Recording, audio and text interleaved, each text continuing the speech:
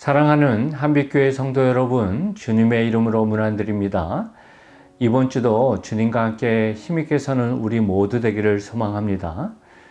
이번 주는 마태복음 9장의 말씀을 가지고 정수일 원로 목사님께서 귀한 말씀 전해주셨는데 우리 다 같이 함께 보겠습니다.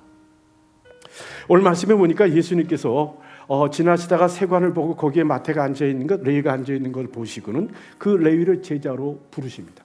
그러자 성경에 보니까 누가복음에도 마태가 레위가 모든 걸 내려놓고 예수를 좇으니라 라고 표현을 합니다. 그리고 나서 이 예수님을 자기 집으로 초청을 했어요.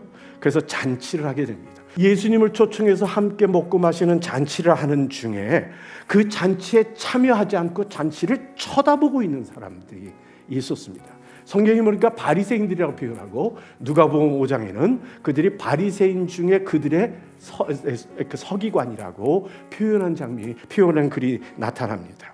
그들은 잔치 주변에 와서 즐거워하지 않고 도리어 비방합니다. 뭐라고 비방하죠?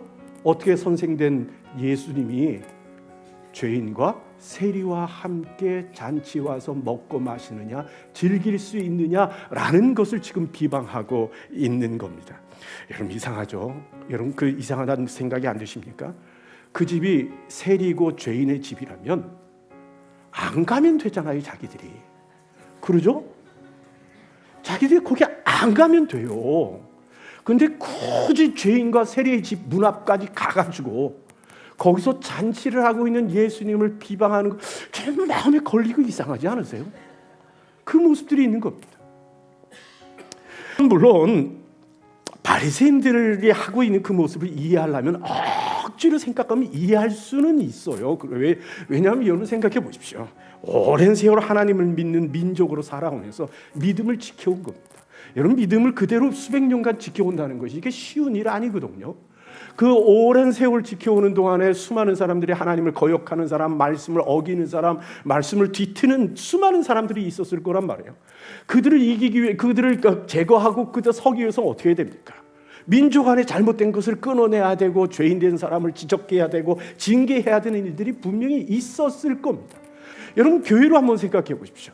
우리 교회가 정결한 교회, 거룩한 교회를 지켜나가기 위해서는 해야 될 일이 있을 거 분명한 겁니다.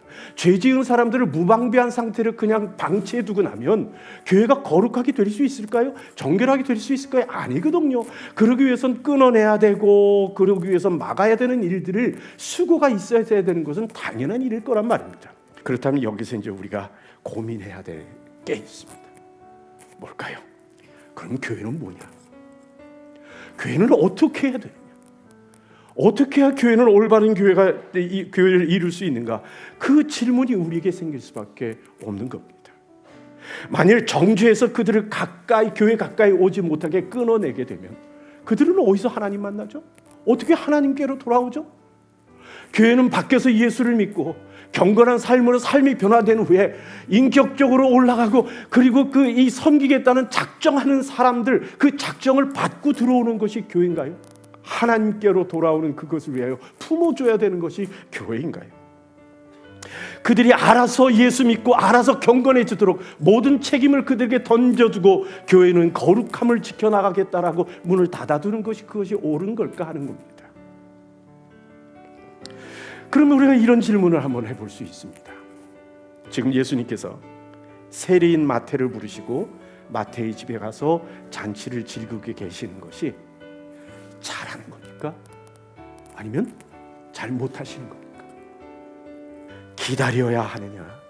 아니면 거룩함을 지키기 위해서 내가 그 죄에 물들까 봐 끊어내야 하느냐? 그 질문 중에 어느 것이 옳은 거라고 우리 스스로 생각을 하는 겁니까? 제가 지난 6년간 사역했던 로마 교회 예를 좀 들어볼게요. 참으로 많은 사람들은 한국에서 예수를 안 믿고 음악 유학하려고 오는 사람들이 있단 말입니다. 그 사람들이 이민 그곳에 유학하러 와서 보니까 삶이 외롭고 힘드니까 찾아오는 곳이 어디예요? 교회예요. 여러분 음악 유학하러 왔지만 노래할 기회가 없어요. 학교에. 그러니까 교회에서 음악하는 이 노래할 기회들을 찾기 위해서 오게 됩니다. 그런데요, 이 성가대를 하는 것이 전도에 얼마나 큰 유익감이 있는지 모릅니다. 매주 와가지고 예수 안 믿어도 찬양을 해야 돼요. 예수 안 믿어도 머릿속에 기도해야 되고요.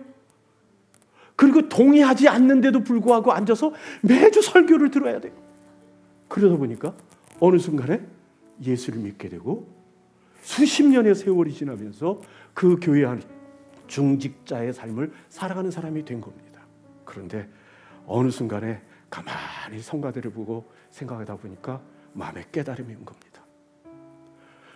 하나님께 예배하는 이 예배의 자리에 하나님께 드리는 아름다운 찬양하는 성가대에 예수 안 믿는 사람이 앉아 있는 겁니다. 그러니까 어떻게 해요? 최소한 세례는 받아야 성가대에 쓰지 않겠어요?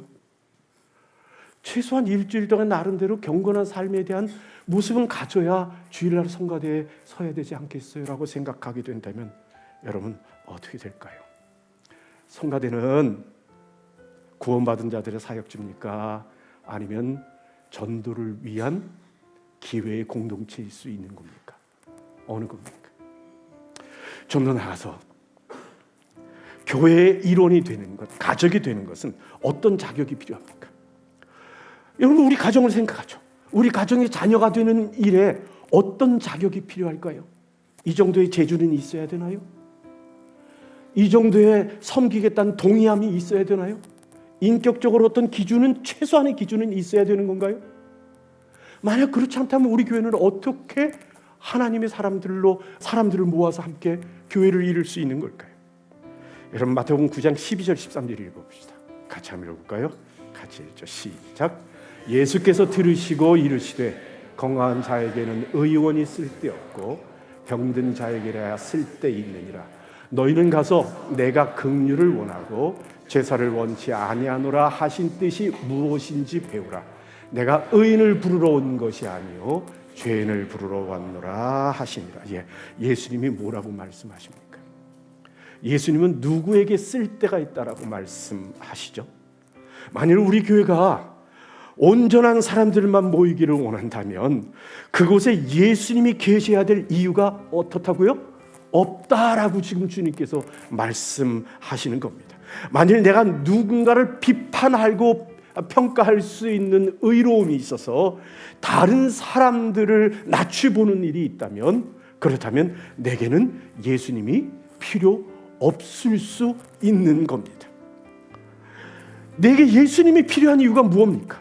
여전히 나는 죄인이고 나는 병자이기 때문 아닙니까? 그것이 아니라면 주님이 우리에게 어떤 쓸모가 있고 쓸데가 있다는 얘기입니까?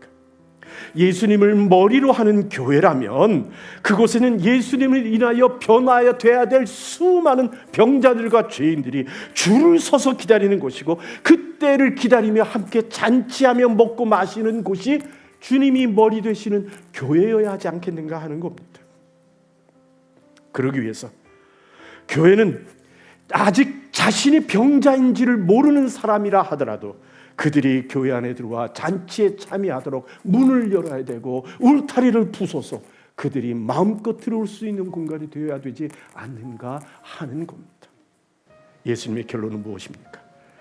스스로 의인이라 하는 너희들이 모이기를 원한다면 나는 깨끗하니 더러운 이들과 함께할 수 없다라고 말하는 이들이라면 나는 너희에게 더 이상 쓸데 없다라고 말씀하시는 겁니다.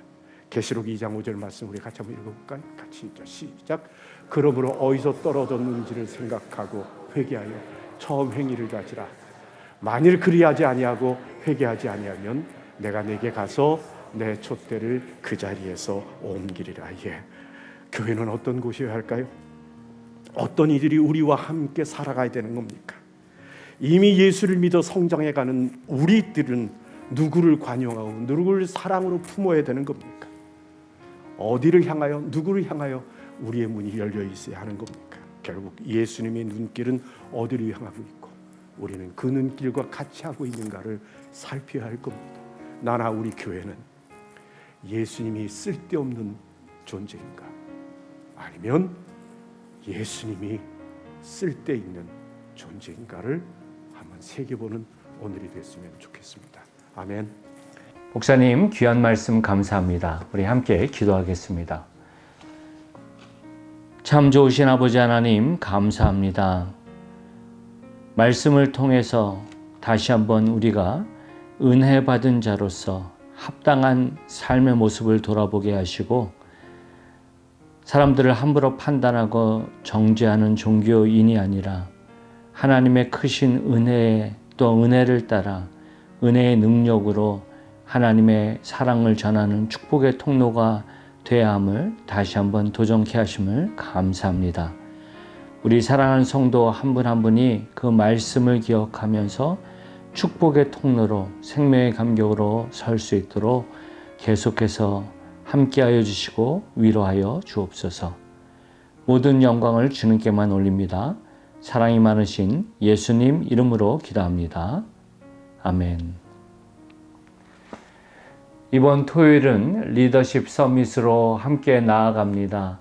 우리 한빛교회에 섬기시는 모든 분들, 또 우리 성도님들, 앞으로 우리 교회가 어떠한 모습으로 나아가야 할지 함께 마음을 모으고 기도하는 자리에 함께 하시면 참 감사하겠습니다.